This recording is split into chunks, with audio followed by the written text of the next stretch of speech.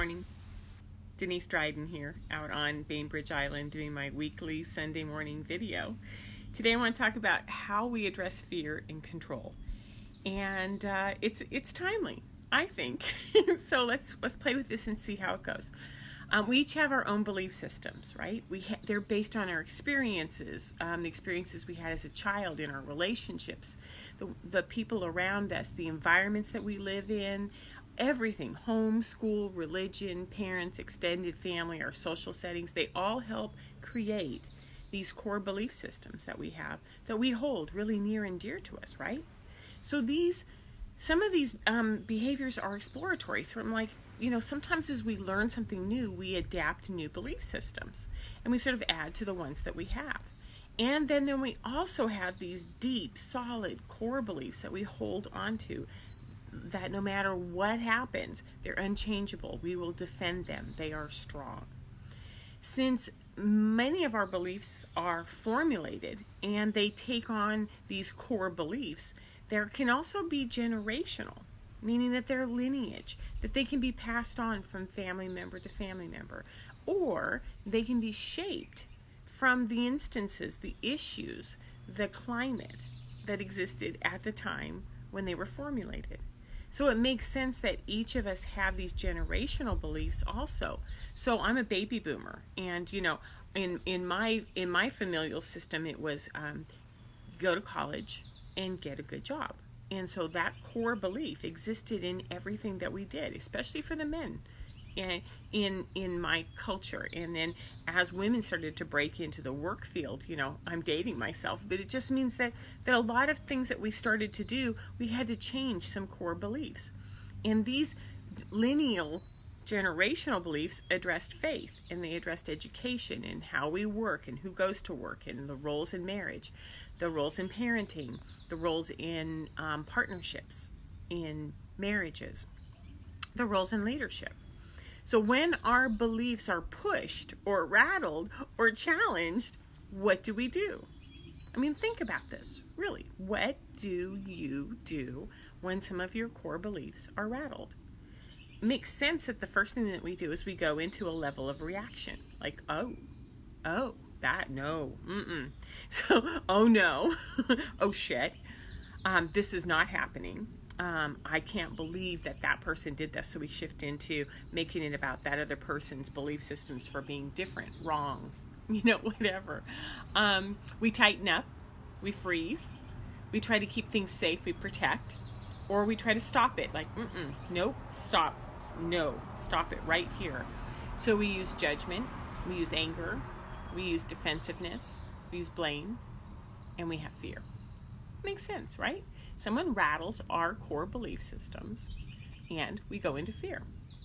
Our entire nervous system goes on alert and we are activated into action.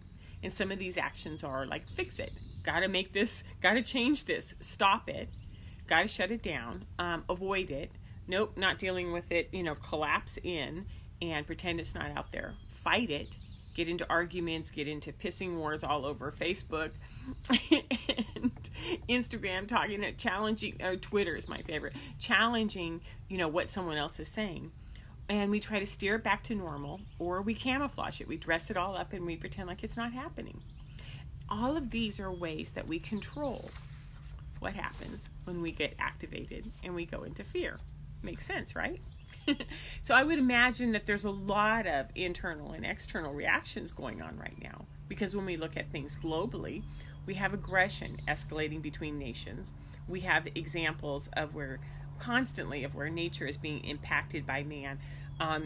Feeds that are saying this vaccinations, this herbicide, this way of treating animals. Everything's affecting the world that we live in, the plastic in the ocean that's killing the whales. These are all examples of global things where we go into reaction, right? Nationally, we have political polarization.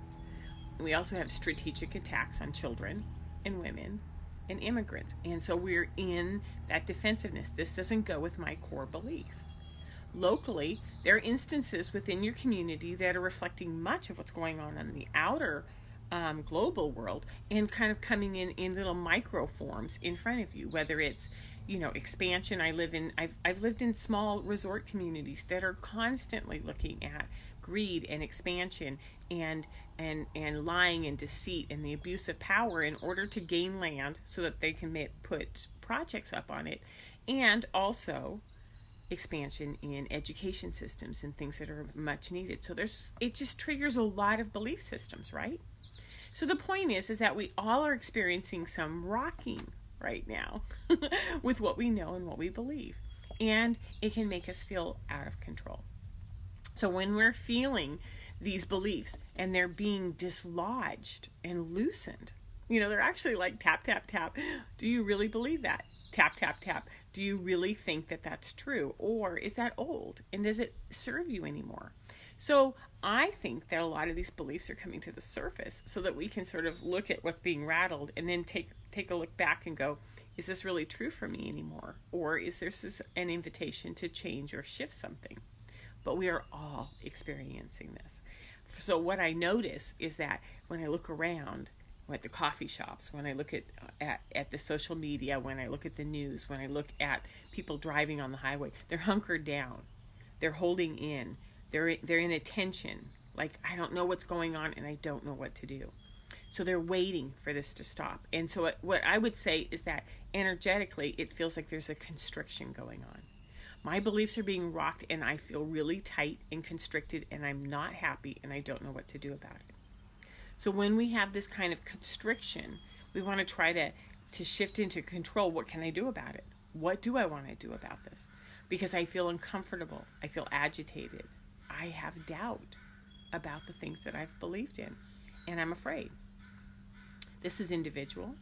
It's happening within us. It's also collective. It's happening on a much larger scale, and it's sort of in the air we breathe. It's in the waves, the energy waves that we reside in. Oh, a bald eagle just flew over the top of us. This is so cool.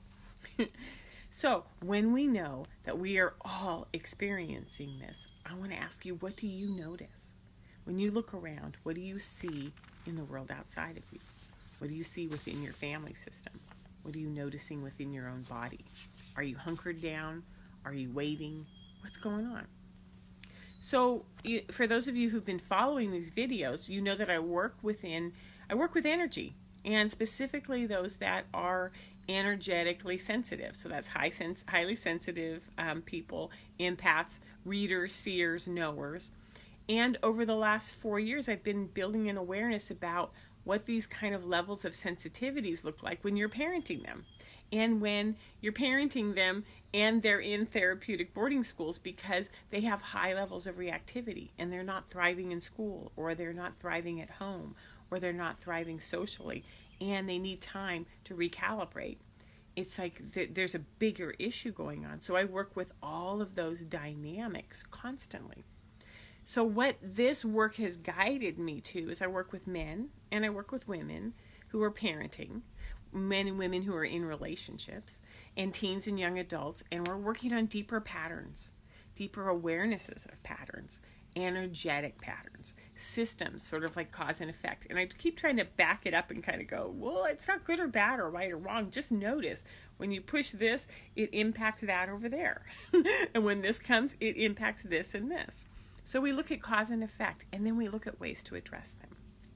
So when we notice that something's off for us, we go into reaction. And when we go into reaction, are we in reaction to somebody else, or are we in reaction to something inside of us, and then sort of causing ripples out? So what I like to do is sort of look at it like, I have my own little personal freak out, right? Wah! And I start sending ripples out, and it impacts everybody in my environment, right? Whether it is my partner, whether it is my children, whether it is my coworkers at work, whether it is whoever I hang out with, and they're doing the same thing. So we're just a bunch of ripples bumping into each other. And sometimes when the stress goes up, when the Schumann resonance, when the solar flares, when astrology starts poking at us, these ripples get really big. So we often don't know that if they're ours, or if they're someone else's, or something else out there, but we react. We react with fear and anger or control. And we sort of are pinging into each other, bing, bing, bing, bing, and we're in that constant state of reaction. So for today, I have a tool that I'd like to offer. When we are stirred, when we are activated, when we are, we can feel the pinging of ripple going on in our bodies. There's only really two things we can do. One is to slow everything down, and two is to go into hyper observation mode. Slow it down and step back and turn into the observer. Now, the observation is really, really different than reaction, because observation is stepping back into a neutral position and saying, there's something going on here. I want to know what that is. So observation is where we use our senses to expand, to take in more, to hold on to less, to really hold on to nothing, be attached to nothing, and to read the environment, right? So we are absolutely slowing everything down and going, this is interesting. I'm having this reaction, but I'm noticing the agitation in everybody else in the room. So this might not just be me. So you look for patterns, you look for the origins, the sources of where it is, and you track down these agitation centers, right?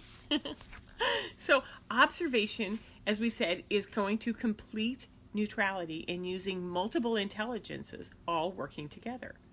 And observation happens to be the top skill for anyone who's energetically sensitive. It makes sense. The more that we feel reaction that we don't understand, the more we begin to observe cause and effects around us.